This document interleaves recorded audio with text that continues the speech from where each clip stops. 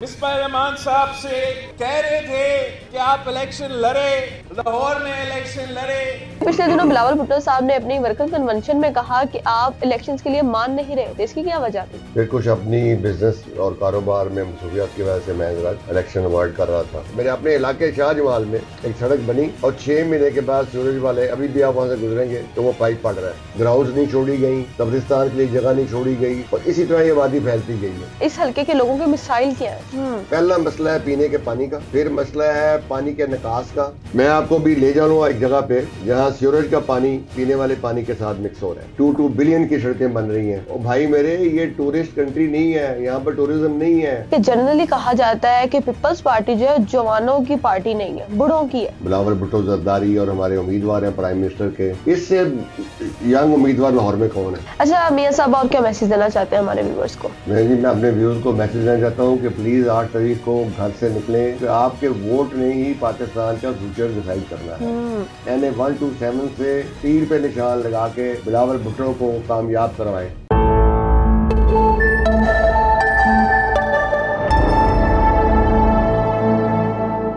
अस्सलाम वालेकुम नाज़रीन, आपकी मेज़बान तैयबा अवान और आप देख रहे हैं 96 न्यूज़ नामा। मेरा प्रोग्राम का शब्द तैयबा अवान। नाज़रीन, आज हमारे प्रोग्राम के गेस्ट हैं मियां मिसबाह रहमान साहब, जो कि पीपल्स पार्टी के कैंडिडेट हैं और PP 160 से जो है इलेक्शन लड़ रहे हैं। और इनके ऊपर जो हमारे कैंडिडेट हैं NA 127 से बिलावल भुट्टो साहब, ये उनके साथ जो है इलेक्शन लड़ रहे हैं और अपना हल्का जो है वो कवर कर रहे हैं। लाहौर में सारा काम पीपल्स पार्टी की तरफ से मियां मिसबाह रहमान साहब कर रहे हैं। और आपने देखा कि अभी पिछले दिनों बिलावल भुट्टो साहब लाहौर आए और उन्होंने वर्कर कन्वेंशन में कहा कि मियां मिसबाह रहमान साहब मान नहीं रहे थे, और लेकिन अब ये मान गए। तो इसकी वजह क्या बनती है कि क्यों नहीं माने और इसकी क्या वजह थी और आगे मान गए, इसकी क्या वजह बनी? ये सारी बातें हमारे आज के प्रोग्राम का हिस्सा होंगी। आपकी मुलाकात करवाएंगे मियां मिसबाह रहमान साहब से। अस्सलाम वालेकुम। वालेकुम सलाम। सर, कैसे हैं आप? मैं ठीक हूँ सर। अभी साथियों, आप मियां मिसबाह रहमान साहब को जानते होंगे।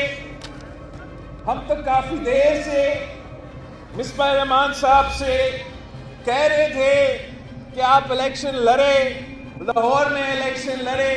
शुक्र अल्हम्दुलिल्लाह, अब मिसबाह रहमान साहब मान चुके हैं और इंशाल्लाह मेरे नीचे PP 160 पे आपका तीर का। सर, अभी पिछले दिनों बिलावल भुट्टो साहब ने अपनी वर्कर कन्वेंशन में कहा कि आप इलेक्शंस के लिए मान नहीं रहे थे, इसकी क्या वजह थी? इससे पहले मैं इलेक्शन लड़ चुका हूँ लाहौर से, कौमी असम्बली यानी 94 से। उसके बाद मेरा बेटा लाहौर से NA में इलेक्शन लड़ चुका है। फिर कुछ अपनी बिजनेस और कारोबार में मसरूफियत की वजह से मैं इलेक्शन अवॉइड कर रहा था।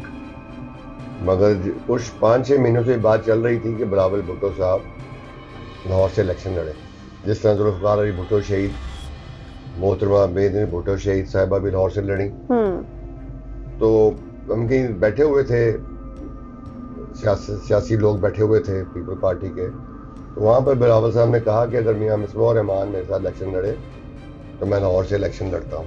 वो भी लाहौर से इलेक्शन लड़ रहे हैं 127 तो से। मैंने उस वक्त हाँ कर दी, ये सोच के कि शायद मेरे हल्के से वो इलेक्शन लड़ेंगे, जो गुलबर्ग, शाहजमाल, समनाबाद का इलाका है। मगर 3-4 दिनों के बाद हल्का चेंज हुआ और हम ये NA 127 में आ गए। और क्योंकि मैंने उनके साथ इलेक्शन लड़ना था तो मैं भी उनके साथ यहाँ पर आ गया 160 में। इस हल्के से 1988 में तारिक रहीम साहब कामयाब हुए थे। और जब वो वजीर बने तो हमने यहाँ पर जो कच्ची आबादियाँ थी काफ़ी उनको मालकाना हकूक़ दिए।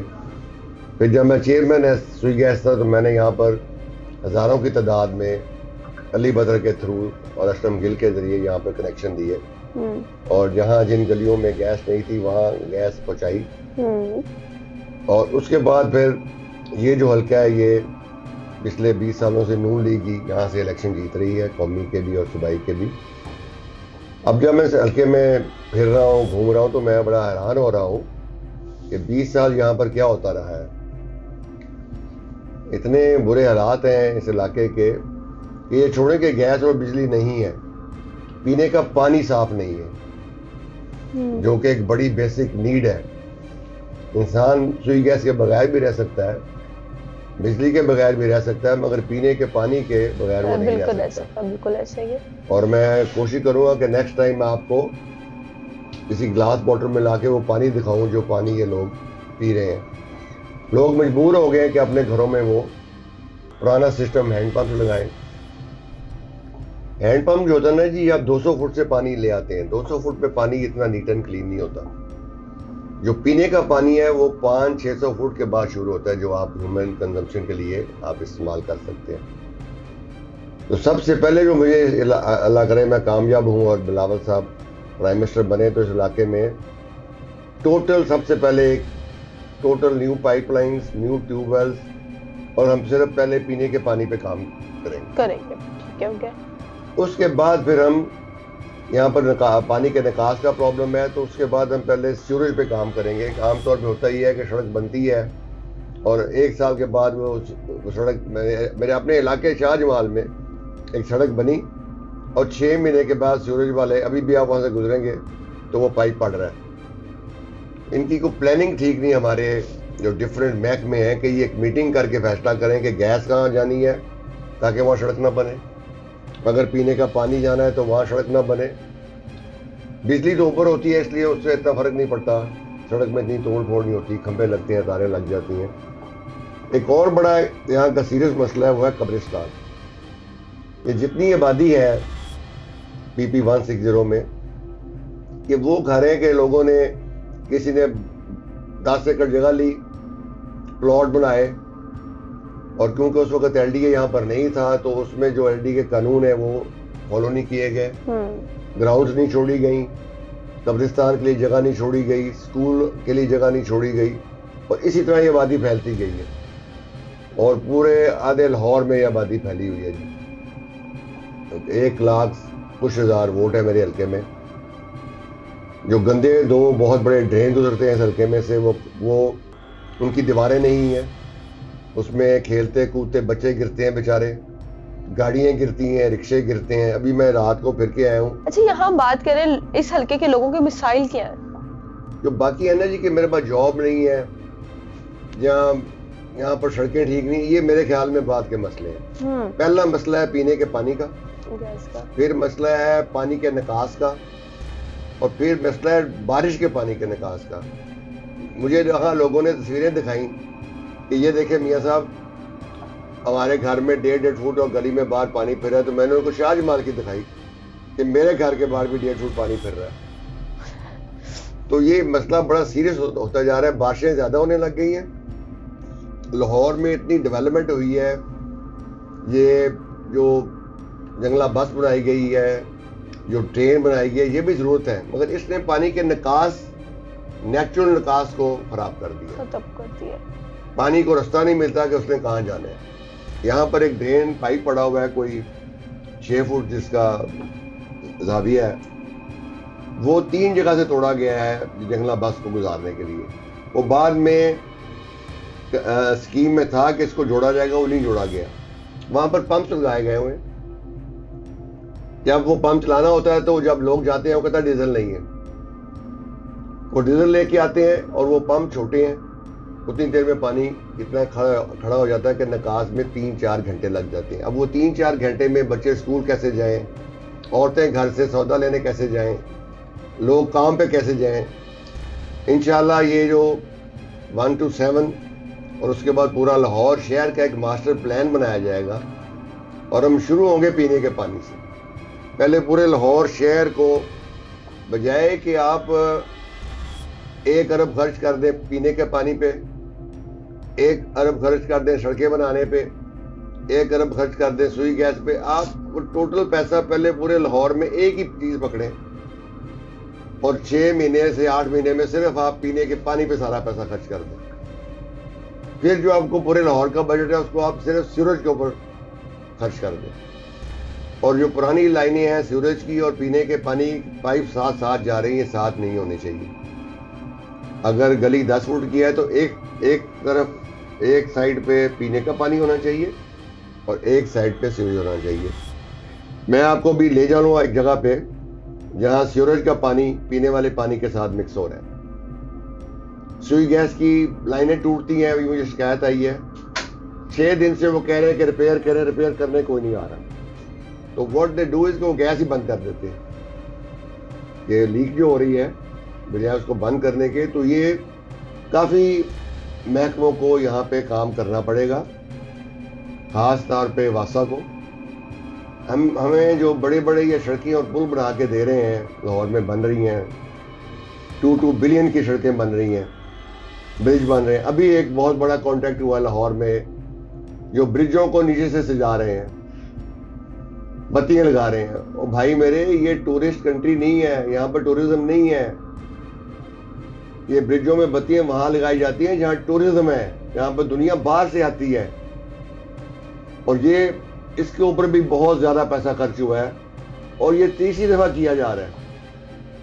इससे पहले मैं आपको कहता हूँ कि प्लीज आप जाएं, इन नहर के ऊपर इन ब्रिजों के नीचे छतों पे काम किया गया था और उसमें करोड़ों रुपए खर्च हुए थे। आज आप जाएं, वो सारा गिर चुका है। आज वो उसी लेंटर को पेंट हो रहा है। तो प्लानिंग ऐसी होनी चाहिए कि कम से कम 20 साल तो चले ना जी। ये कोई यहाँ बादशाह नहीं है कि सुबह पीला रंग कर दो, रात को नीला रंग कर दो। इस तरह मुल्क नहीं चलेगा। इस तरह तो सऊदी अरेबिया में नहीं होता।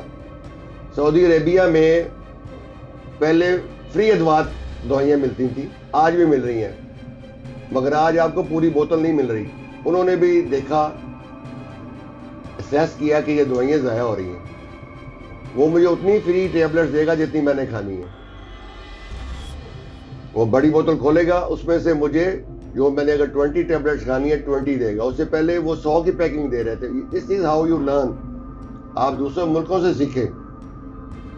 हमारे जो नए ब्रिज बन रहे हैं, अभी एक ब्रिज बना बड़ा शानदार, ये वो जहाँ पर वो बन रही है सिटी नई, जहाँ नर्सरियाँ थी, क्या चौक का नाम है जी, CBT यहाँ बन रही है। आप अभी वहाँ कैमरा लेके जाएं, किसी को पता नहीं मैंने जाना कहा है। और 3 बिलियन रुपीस हमने खर्च कर दिए। क्या हमारे इंजीनियर जो हैं उनको जगह नहीं दिखाई जाती कि हमने क्या बनाना है। एक ब्रिज जो अंडरग्राउंड बना है CBD के लिए, वो बंद हो गया। जो अंडरग्राउंड एक ब्रिज बनाया गया ना, उन्होंने बंद कर दिया कि वो टर्न ही इतना ब्लाइंड है कि एक्सीडेंट ना हो जाए। मैं कल वहां से ऊपर से आया हूँ, मुझे नहीं पता था कि मैंने वहां से माल्टाउन किस तरफ जाना है, मैंने वहां से गुलबर्ग किधर जाना है, मैंने लिबर्टी कहाँ से जाना है। तो ये इनको चाहिए कि अगर हमारे पास लोग नहीं है, तो अगर हम इतने पैसे खर्च करते हैं तो चलें, कंसल्टेंट बाहर से भी आ सकते हैं। आप जापान से सीखें, कोरिया से सीखें कैसे। 2 करोड़ गाड़ी है जी टोक्यो शहर में। लाहौर में तो अभी नहीं है, नहीं तो पंजाब में भी नहीं होनी। मैं वहाँ 7-8 दिन रहा हूँ, कोई मैंने एक्सीडेंट देखा हो, कोई मैंने ट्रैफिक में कोई रुकावट देखी हो। हर इंसान, हर ड्राइवर, हर बंदा अपने टाइम से जा रहा है, आराम से जा रहा है, आराम से आ रहा है। अभी मेरे PP 160 में बस गुजरती है, इसके साथ मुझे आप गुजर के दिखाएं। मैं चैलेंज करता हूँ, जिसने भी ये बस बनाई है वो आए मेरे साथ और मुझे इसके दोनों तरफ स्मूथली चल के दिखाए। ट्रैफिक इज सो स्लो कि पता ही नहीं चलता कि आप बिल्कुल पैदल, बंदा तेज जा रहा है और गाड़ियां और बसें और ट्रक स्लो जा रहे हैं। अच्छा मियां साहब, मेरा सवाल अब आपसे यह है कि जनरली कहा जाता है कि पीपल्स पार्टी जो है जवानों की पार्टी नहीं है, बूढ़ों की है। ये इंप्रेशन ठीक नहीं है जी। लाहौर में जो हमारे कैंडिडेट हैं आप उनको देख लें। और सबसे बड़ी बात है, जो हमारे लीडर जो लाहौर से 1 to 7 से इलेक्शन लड़ रहे हैं, बिलावल भुट्टो जरदारी, और हमारे उम्मीदवार हैं प्राइम मिनिस्टर के, इससे यंग उम्मीदवार लाहौर में कौन है? अगर आप डाटा इकट्ठा करेंगी तो मेरा ख्याल है कि जो जितने भी कैंडिडेट हैं उनमें से यंगेस्ट कैंडिडेट बिलावल भुट्टो जरदारी होंगे। और जब ये इंशाल्लाह प्राइम मिनिस्टर बनेंगे तो बीबी मोहतरमा के बाद ये यंगेस्ट प्राइम मिनिस्टर होंगे पाकिस्तान में। मोहतरमा भी अपनी पूरी एज में, जो क्वालिफाइंग एज है फॉर द प्राइम मिनिस्टर, उसके ऊपर प्राइम मिनिस्टर बनी थी। 35 हमारे आर्टिकल में है कि 35+ बंदा प्राइम मिनिस्टर बन सकता है। बहुत बहुत शुक्रिया कि मियां साहब आपने हमें वक्त दिया 96 न्यूज़ को। और क्या मैसेज देना चाहते हैं आप हमारे व्यूअर्स को जो आपको देख रहे हैं? मैं जी सबसे ये कहना चाहता हूँ जी, खुश रहें, परेशान ना हो कि अगर बत्ती नहीं आ रही, परेशान ना हो अगर गैस नहीं आ रही। मेरा तो ये असूल है कि जैसे भी आप मेरे घर आ जाएं, मेरे घर में जनरेटर है, मेरे कमरे में उसका कनेक्शन नहीं है, अभी आ जाए आप मेरे साथ। मेरे बच्चे कहते हैं वो ये क्या है, मैं कहा बेटे मैं बैठ जाऊंगा जो बैटरी की लाइट में।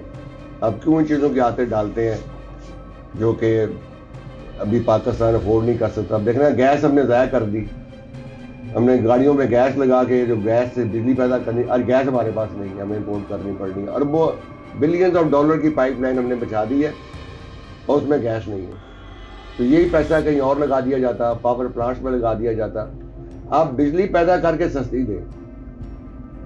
पूरे यूरोप जो है ना जी, अब वो जब से रशिया पे लगी है एम्बार्गो, वो कन्वर्ट हो रहा है फ्रॉम गैस टू इलेक्ट्रिसिटी।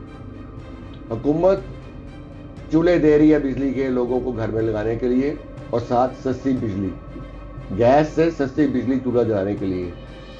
हमें भी करना चाहिए कि गैस, अल्लाह करे कि बलूचिस्तान में शुरू हो रहा है कि गैस निकला है। अपनी गैस तो बिल्कुल ही सस्ती होगी ना जी। हम अपनी जो गैस आपको बेच रहे हैं, क्योंकि मैं स्वी गैस का चेयरमैन हूँ, हम आपको बेच रहे हैं $4.5 पे।